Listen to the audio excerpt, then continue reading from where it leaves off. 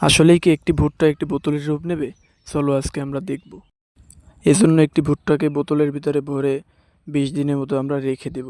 তারপরে দেখব কি হয়। তাহলে চলো। এজন্য প্রথমে আমরা একটা বোতল নিয়ে নেব এবং বোতলটিকে মাপ মতো কেটে নিতে হবে যাতে ভুট্টার কোনো ক্ষতি না হয়। এজন্য আমরা মুখটা কেটে নিলাম।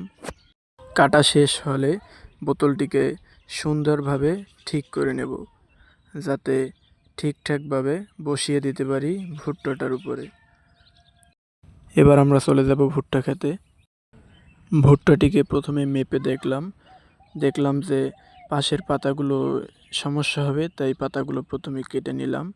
পাতাগুলো কাটার পরে আমরা বোতলটিকে লাগাবো। তার আগে বলি, আমাদের চ্যানেলে যারা নতুন এসেছো তারা সবাই চ্যানেলটিকে সাবস্ক্রাইব করো এবং একটি লাইক দিয়ে যাও। তোমাদের উৎসাহ পেলে আমি প্রতিনিয়তই ভিডিও ছাড়ব।